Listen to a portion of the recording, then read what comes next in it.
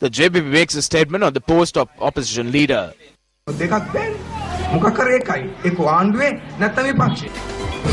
Steps taken by the Wildlife Conservation Department to protect the Piduruthalagalu Reserve. Government decides to suspend the loan provided to small-scale rice mill owners temporarily. Florida teen kills brother, shoots other sibling, then kills himself. On a developing story which we just received to our newsroom, the Galle magistrate has ordered the CID to investigate the bank accounts of former Secretary of Defence Gotabaya Rajapaksa and DMS Jayaratne and the members of the Director Board of the Avantgarde Security Services Private Limited. The magistrate Nilupule Lankapura made this order when the CID presented facts to court of the floating armoury at the Galle port. The CID submitted to court that the bank accounts of the respondents need to be examined to ascertain whether the Money Laundering Act has been violated. The magistrate also ordered the suspension of foreign travel of DMS Jayaratne. In more local news, the official ceremony to welcome President Maithripala Sirisena to China will be held at the Great Hall of the People in Beijing today under the patronage of Chinese President Xi Jinping. Both leaders are to hold discussions on bilateral interests, while the Chinese President will host President Sirisena and his delegation for a special lunch. President Sirisena will also hold talks with Chinese Premier Menzhen Li Qiang, President of the National People's Congress of China, Xi Beijing, and the Chinese Minister of Commerce. The government, in a statement, said that the talks will center on further enhancing cooperation between the two countries.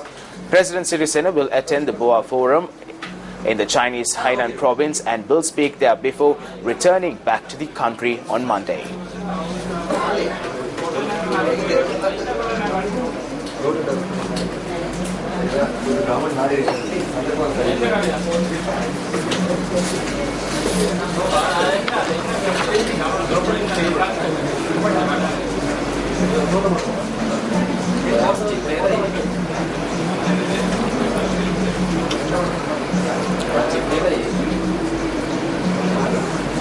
Newsfirst contacted Minister of Health Rajendra Sena, who is also on the official visit with the President to China. We have now with us Minister Rajendra Sena.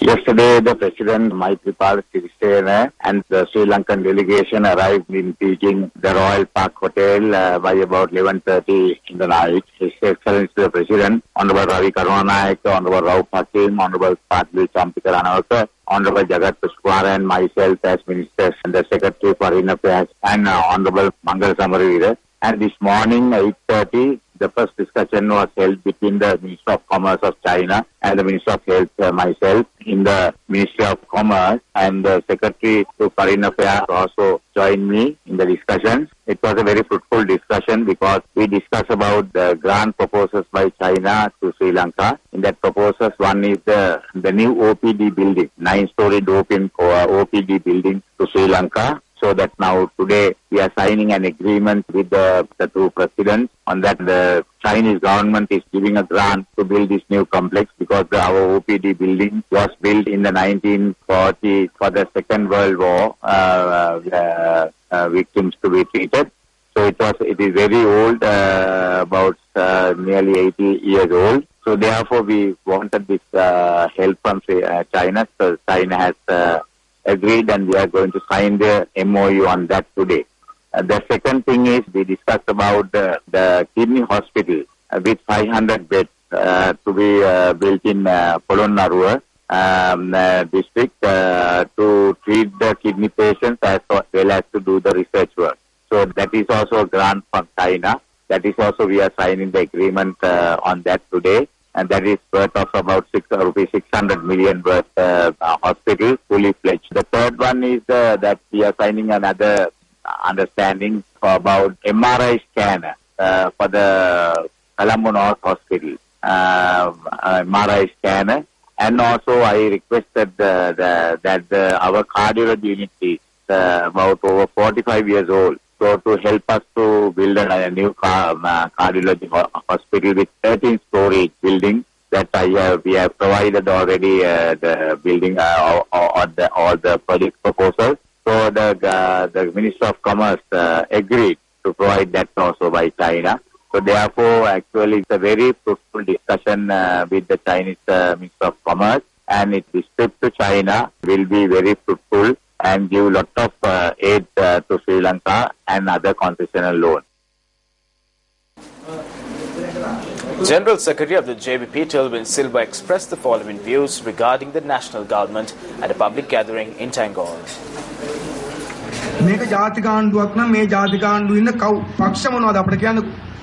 If this is a national government, tell us parties in it. The SLFP, the Hello Urumia, the Muslim Congress. Is the SLFP a part of this government? We need to mention this correctly. If it is a national government, the JBP is also not a part of it.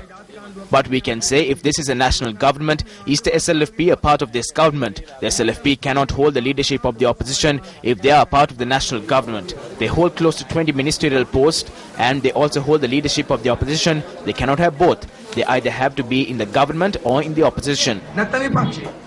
As mentioned on our headlines this afternoon, the Consumer Affairs Authority says that a special raid will be undertaken to nab traders who violate consumer laws. The Consumer Affairs Authority's Deputy Director of Regional Affairs, Asila Bandara, speaking to Newsfirst, said that the raids will be carried out targeting the upcoming festive season. He added that expired goods with changed expiry dates, weight and price will be subjected to an investigation. Moving on to more local news this hour, the Department of Wildlife Conservation has undertaken a program to protect the Piturthalagala Forest Reserve. This initiative commenced from the Mandaramnura village in a bid to protect the forest reserve that come under the use of the humans for over 6 decades. This program is to conserve the Piturthalagala Reserve in order to protect the reserve, and the Reserve Management Unit of the Wildlife Conservation Department is overshadowing this. Under this program, steps will be taken to plant new trees and manure the plants in the reserve. And soil conservation initiative has also commenced under this program.